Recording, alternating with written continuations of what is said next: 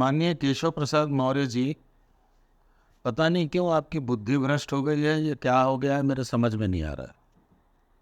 ये मेरा व्यक्तिगत विचार है। आपका विधानसभा चुनाव में आप बहुत बुरी तरह हार गए, फिर भी माननीय मोदी जी या माननीय योगी जी ने आपको उप मुख्यमंत्री बना दिया। उसके बाद आप जातिगत बात करने लग गए। आपको ये सोचना चाहिए कि अगर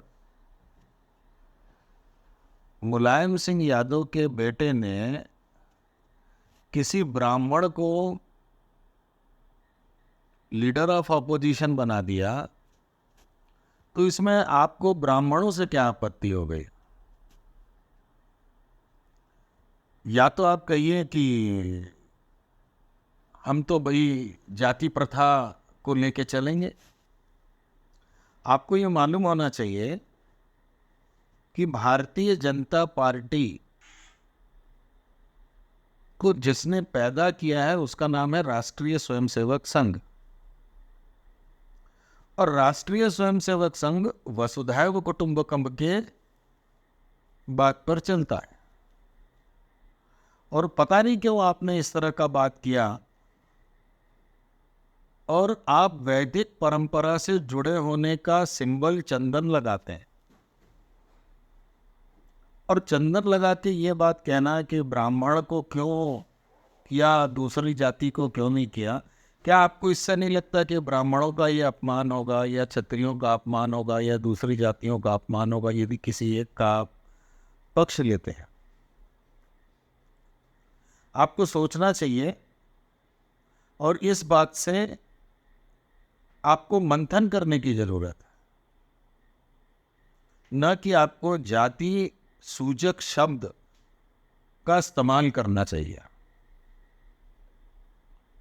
ये अच्छी बात नहीं है, और इसी के कारण माननीय मोदी जी को चुनाव में जाति समीकरण के आधार पर उत्तर प्रदेश में बहुत झटका लगा है। वर्तमान में लोग पढ़े लिखे हैं, लड़के और लड़कियां अपनी पसंद से शादी कर रहे हैं, वो जाति नहीं देख रहे, वो उनकी योग्यता देख रहे हैं।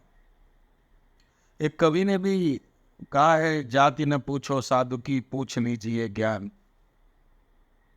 थोड़ा इस पर भी मंथन कीजिएगा, मेरे को ऐसा लगता है, और आपको मंथन करना चाहिए,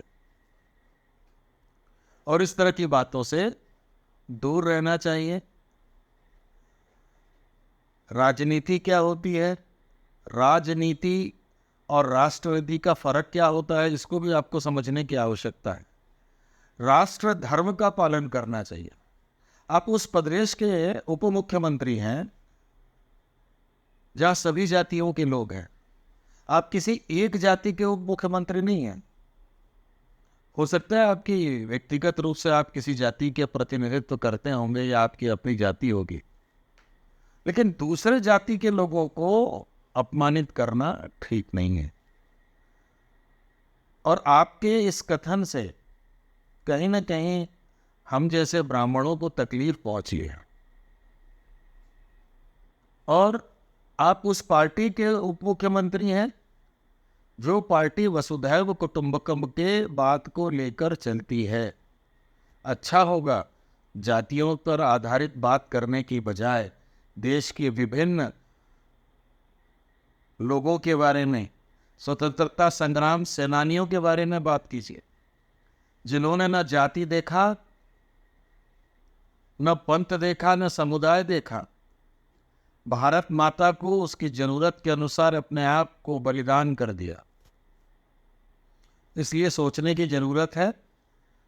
मैं ऐसा मानता हूं कि मेरी बात आपको बुरी लगेगी, तो मैं उसके लिए क्षमा भी मानता हूं, लेकिन इस तरह की बात करना ठीक नहीं है, ऐसा मेरा मानना है।